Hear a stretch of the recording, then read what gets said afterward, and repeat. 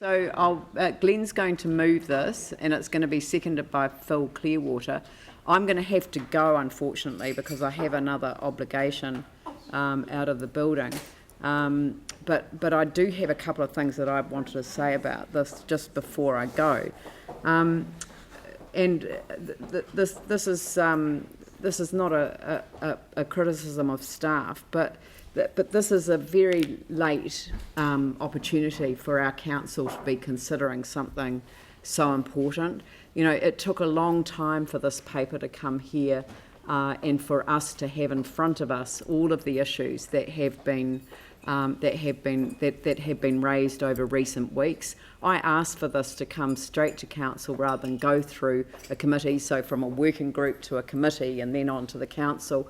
I felt that the matter required some urgency, which is why I asked it to be brought here now. I think that there's a lot that we're going to do. I mean, I have no doubt that this will pass because there is a need to act urgently in order to accelerate warm and dry upgrades to social housing units so that they are able to be lived in. But what we are recognising here, I guess, is 3 decades in the making. You know, the problem that has been developed hasn't happened overnight. It's happened over 3 decades. And it has been through an underinvestment in maintenance. And these were built, they were largely built in the 1970s, and they were built at a time when the standards were different, where the insulation requirements were not what they are today.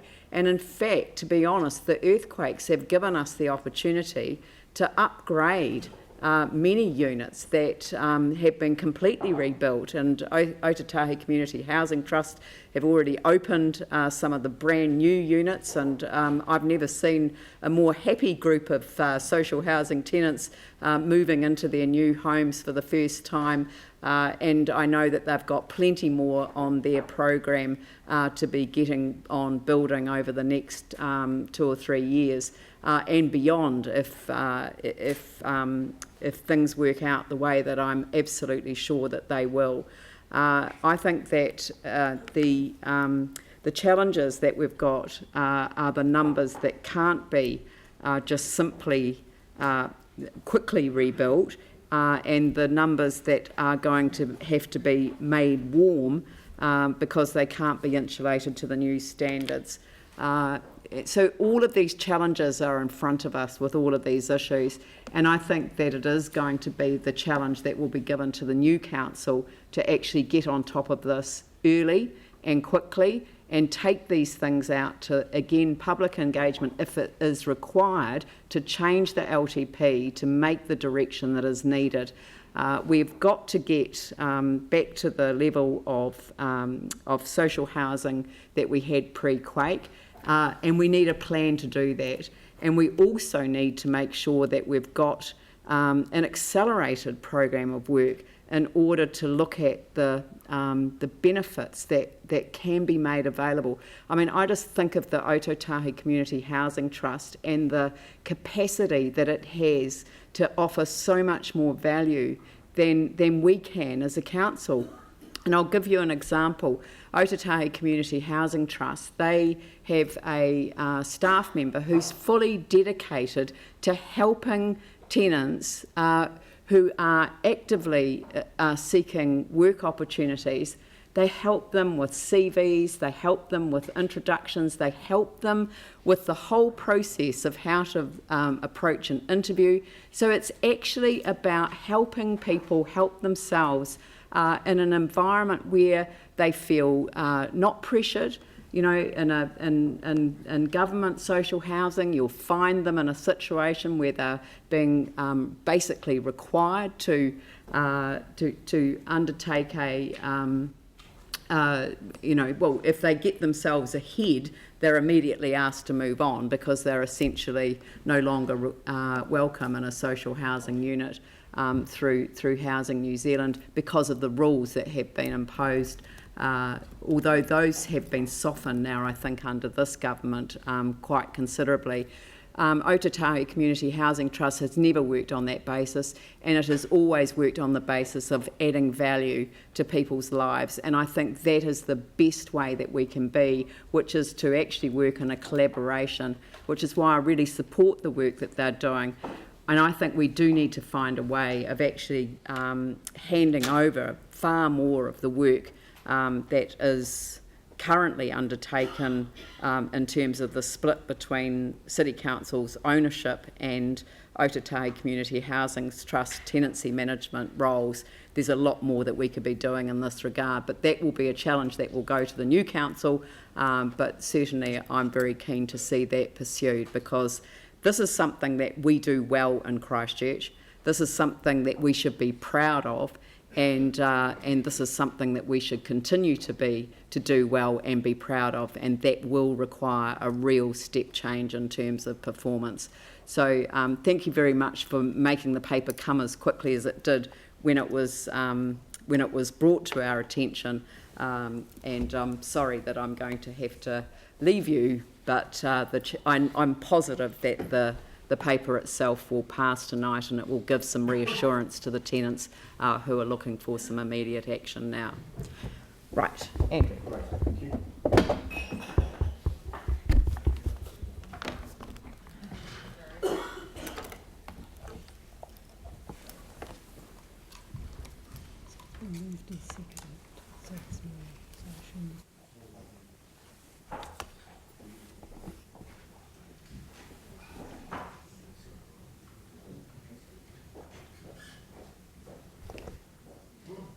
All right, so this has been moved and seconded. I'm assuming there were no questions. So is there any further debate?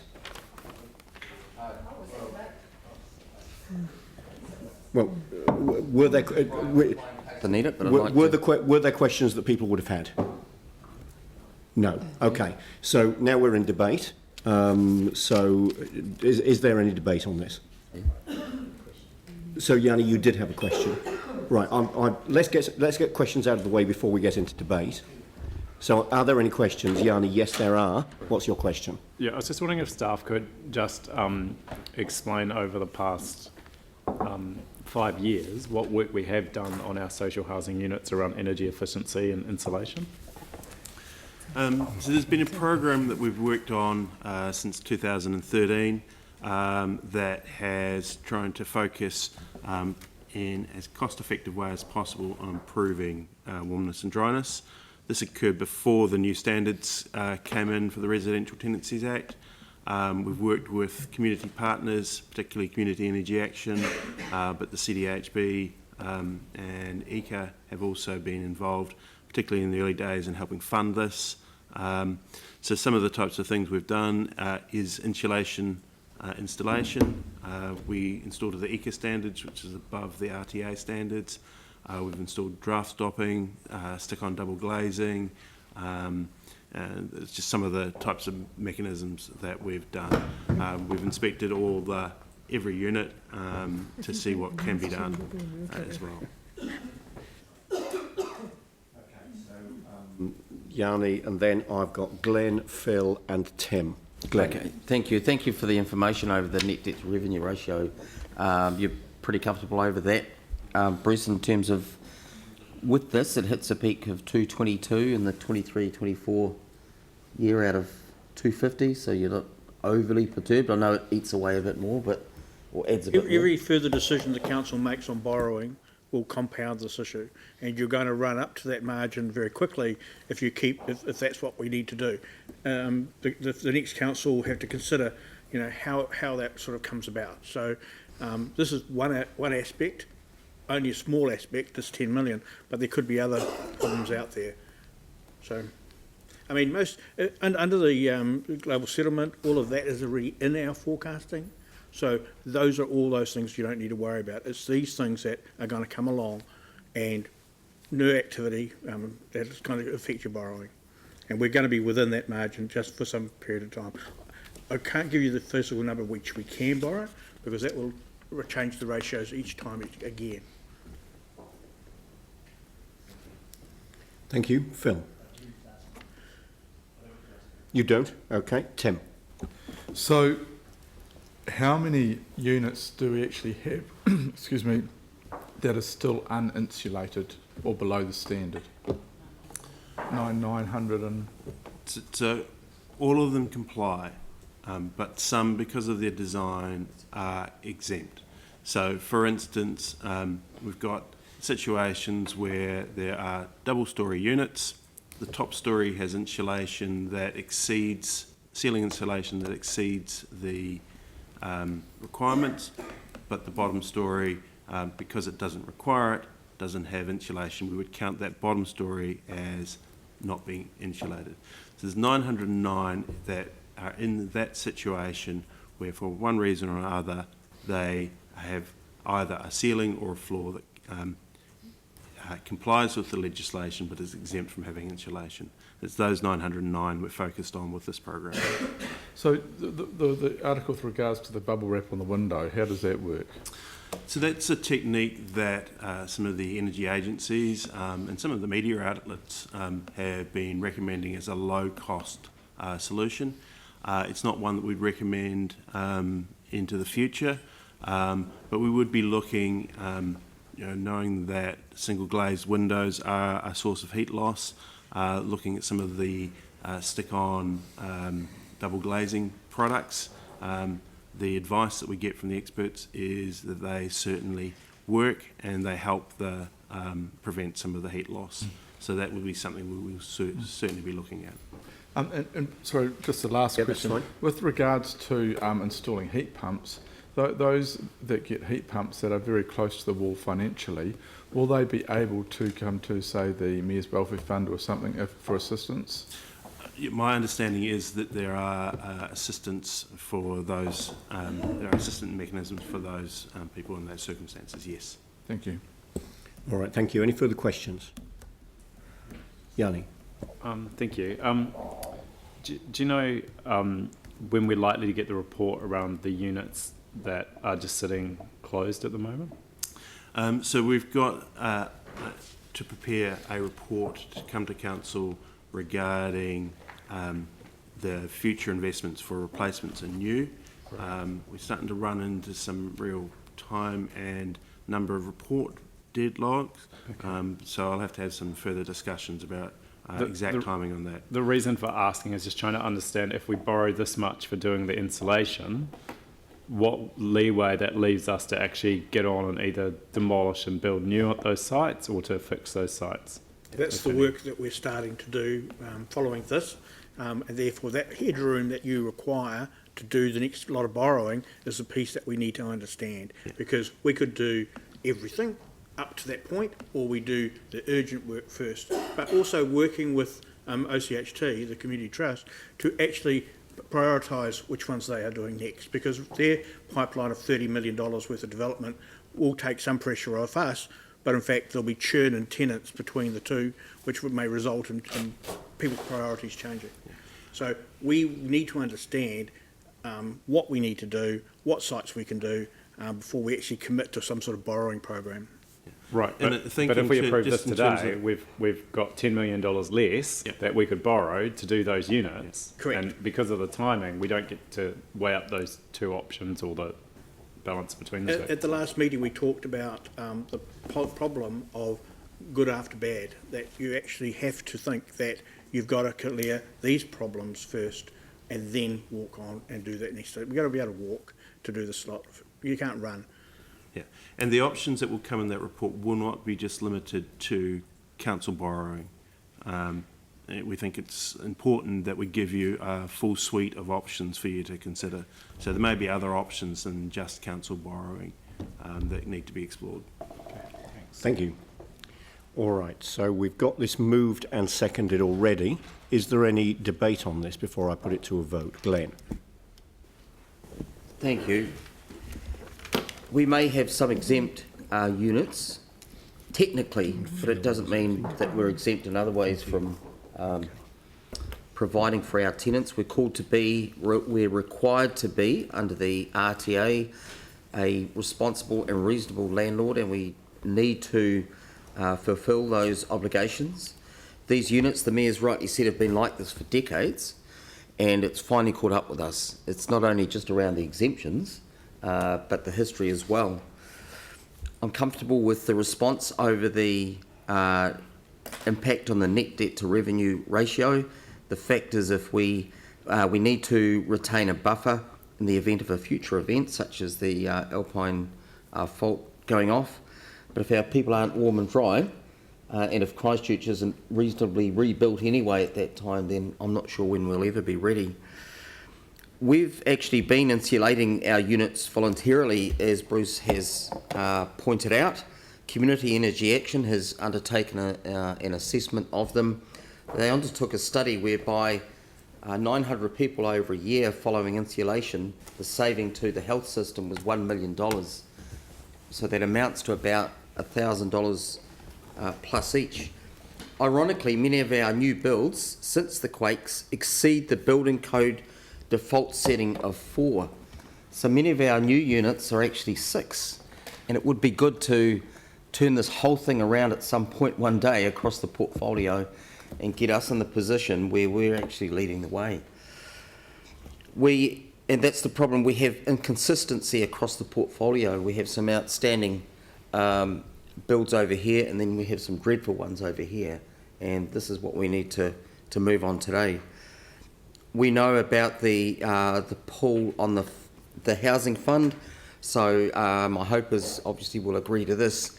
When we do this, we pull on the ability to redecorate our units. I know the cost is about $26,000 a unit when this is prior to our non-smoking policy. The cost to actually redecorate a unit following a tenancy change amounted to that. So we're going to lose on that. And also in terms of building units too, it stresses that part of that triangle. So we will need to look for those creative ways forward as we've discussed. But I hope you'll support this in full. It's one of those situations we've found ourselves in, but we just have to do it. Thanks.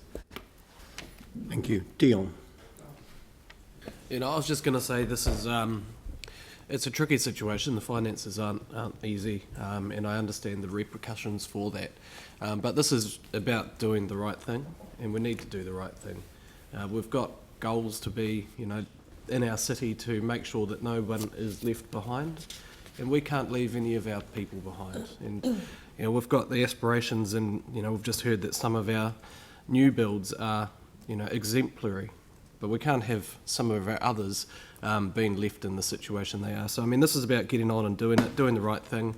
I look forward to getting the other information back, because I really do think moving forward we do need to think about how we manage this and sensibly while delivering good outcomes for all people in our units. Thank you. Pauline and then Phil. No, pretty much what one just said, so... That was easy. Phil. Not quite ditto, but I think councillors are aware that the background to this, as the Mayor referred to, is what we called underinvestment in the maintenance. It's also due to the fact that, and historically, as we know, that in fact the funding for our city housing generally came from loans from central government, cheap loans. And in a way now we're looking at getting cheaper loans from the banks.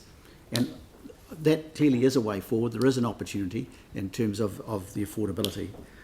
And so in that sense, although there's a reference in the report and staff referred to putting good money after bad, in fact, I don't think as a council we've got any option with some of these units. We can't afford, I think, not to make those improvements. And because for the people, it's essential, I think, to do this, because not only are the houses kind of like most in need, but so are the people living in them. There's high needs for those people, and we just have to do it.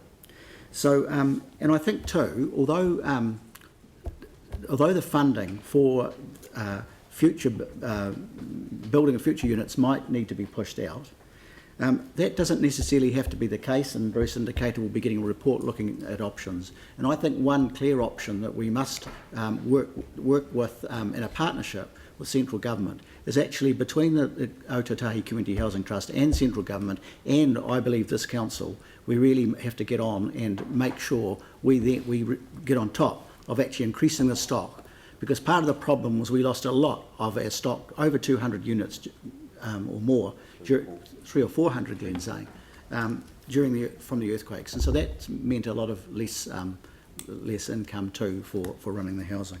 So I think this is a way forward, and commend these recommendations to all councillors. Thank you. Sarah and then Yanni. Thank you. There's all sorts of reasons or excuses as to how we're in this position today. But the truth is, there's been a series of decisions or non-decisions over time that have let us get into this place, and it's up to us to fix them now. So I'm in support. Yanni and then Tim. I just wanted to read an email that I got in 2009, sorry. Dear Mr.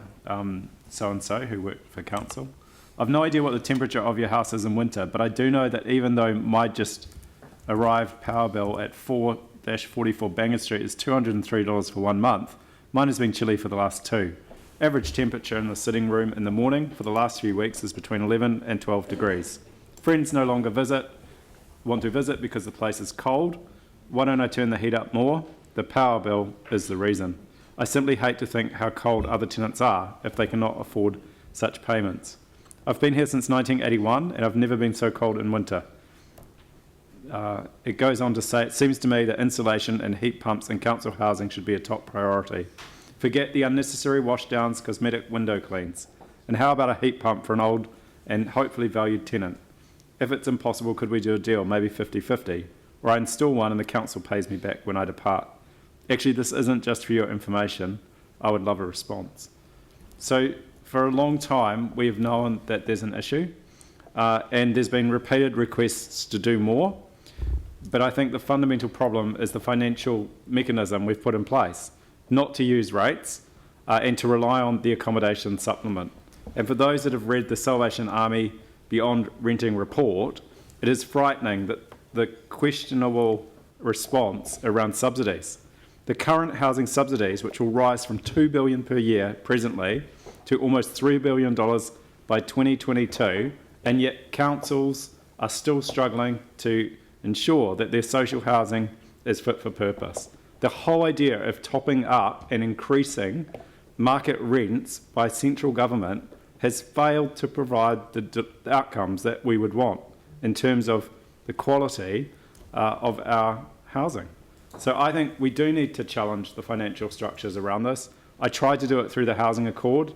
I tried to do it through the cost share refresh. I've tried to do it through the Capital Acceleration Fund.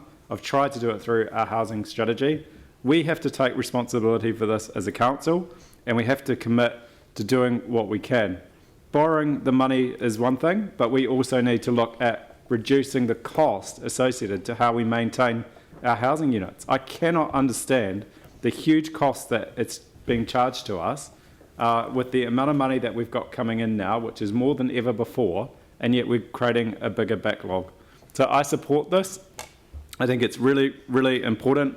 I do know from my time on council since 2007 that there have been a number of initiatives and partnerships with central government to try and improve what we can.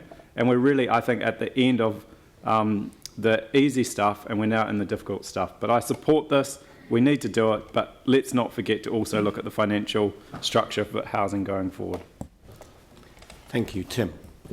Thank you. Look, over the last 30 years, not all buildings and flats and dwellings have been built to the minimum standard and are not freezing. I remember when Braham Street courts were open, they were open to great fanfare, they were architecturally designed, won an award, etc. And very quickly after that, you'd go and visit people and they were freezing in winter and sweating in summer. It was ridiculous. We are the council. This council 30 years ago started this. We're the ones that have now got to look at it and take it on board. I think we've got to make sure that when we build and when we look at our tenants, we look with empathy and respect. Because our tenants don't really care who owns these buildings.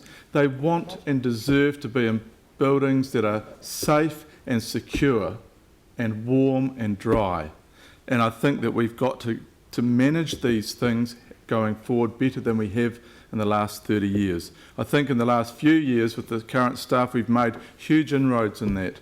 But to have 900 out of what was originally 2,300 questionable is ridiculous. And we've got to be so careful moving forward that we never fall into this trap again. The fact about maintenance, I mean, being a landlord, I've sold everything now, which is great, but maintenance on a rented property is higher than your own, and that's just a fact of life. But there are people that are building now right across the board for minimum maintenance going forward, external and internal, and that's what we've got to look at. That's what we've got to look and plan on going forward. We've got to keep looking at going forward, learn from what happened in the past. It's incredibly frustrating when you kind of see how out of touch this council has been in the past, having a knee-jerk reaction to upping the rents on the most affected by 24% and then ending up in court to get it thrown out, tells me that this was a council at some stage that had no connection or respect with its tenants. And we can never be in that position again. So I'm going to support this without question, but I really do want us to look at how we are designing and moving forward in the future. Thank you. Mike.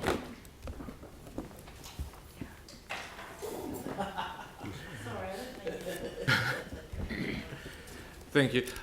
Look, I won't take 3 minutes. That pleases you. Look, I actually own a 1970s concrete block house. I'm fortunate enough that it's insulated because actually if we turn our heat pump off, it's absolutely freezing during the night.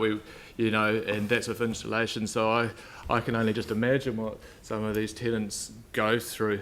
So I'm supporting the recommendations, but I guess it's just a shame that winter's finishing and we're moving into spring and we're only at this point right at the end of the term. It's something I think we need to address next term is how items get reported up so there's better visibility by the whole council. To me, I think our main focus needs to be on the quality of our social housing stock, not the quantity. Let's get the quality right. Let's make sure the people in social housing have warm, dry homes. Once we get that sorted, then let's start building up the quantity, because it is important that we play a part in social housing, but we've got to get it right.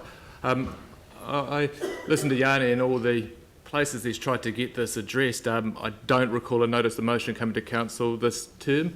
And maybe that's something you need to look at next term if you're not getting any action in the other avenues. But I will support this. Something needs to be changed because we're not doing it right. Aaron. Yeah, just want to raise a couple of things here. The World Health Organisation advised that 18 degrees Celsius is the recommended minimum air temperature for healthy adults, 20 degrees Celsius for sick, vulnerable and elderly. I think that's the majority of people that live in our units fall into the 20 degrees Celsius temperature category. My brother's a policeman here in Christchurch. Each winter they'll go to call-outs where they attend sudden deaths, which are people that are frozen to death overnight in our city. People die every year living in houses from the cold. It happens every year. If you're lucky enough to be in prison, you won't, because we keep you at a minimum of 16 degrees in prison in this country. We don't do that for our elderly, our sick and our vulnerable, which is very interesting. I will reluctantly support this today because it's a sticky plaster on a mess. Our state of our units is unacceptable. We should be only building passive houses. Passive houses stay at 20 degrees all day without spending money on energy. It keeps people warm. The surfaces in here from a company in Christchurch are a minimum of 17 degrees Celsius, which is warm to the touch. These people can't afford, like Mike, to run a heat pump all night just to keep warm. Mike can. He's on a massive councillor salary, so he's lucky. But majority of people aren't. And they just cannot afford it. And if Mike was on their salaries, he'd turn it off and put on electric blankets, fill plastic bottles with hot water and stick them in the bed all around you, and do these other things that people do in our city to keep warm. I think we're an average landlord at best. Terrible would be better when you look at the number of units and the condition they're in. I've visited so many council units in our city that have got mould, that have got cracked walls, that have got concrete block walls which are cold to the touch, which have water running down the inside. I mean, it's 2019 and and the technology to live a completely different way exists, and it's very similar to build housing at that rate. We have to lift our game. I'll reluctantly support this, but it's certainly not getting us in the direction we need to be going. So this is a step in the right direction, and it's quite possibly an overdue step in the right direction. But I think it's important that we focus on where we're going rather than where we've been. We have inherited the situation that we've inherited, and it may well be that that's been building up over, I think people have mentioned, a period of 30 years or so. But we've got to where we've got to. We've got the policy settings that we've got, and we created those policy settings. The fact that social housing is ring-fenced from rates is a decision that we as a council or previous councils have made, and one that we've upheld. But we also have policy settings in our housing policy. And like so many of our policies, it's important that we not only spend the time creating policy, but we then deliver against that policy that we've created. So this is a step in the right direction. I'm keen that we look forward, and that the future and the next council continues to look into the future about the way that we can make some improvements here, and as fast as possible. I think that inevitably involves looking at how we can do things differently. We've got our painting crew that have patiently sat in the public gallery the whole day, and that represents an opportunity to have a conversation about how we might do things differently, possibly by including communities in the way that we look after these units, possibly even including the social housing communities in the way that we look after these units. And the Aotearoa Community Housing Trust also represents a set of opportunities for doing things differently as well. So we need to explore that. We need to make sure that this gets picked up adequately by the next council, and we need to focus on where we're going, I think, rather than how we've got to the position that we're currently in. Glenn, did you want to close the debate? Yes, thank you. And it's good to have that support today for our social housing portfolio, and look forward to it in the next term, and look forward also to exploring future funding possibilities. The undersubscribed inner city residential DC scheme, we could look at that. We're talking about Maslow's hierarchy of needs and meeting those most basic needs, shelter, warmth. So I think we need to leave no stone unturned in terms of future financing and funding options. Thank you. I'll put the motion. All those in favour say aye. Aye. Against? That's carried. Thank you. And thanks very much indeed to staff for all the work that's been done on this. Thank you.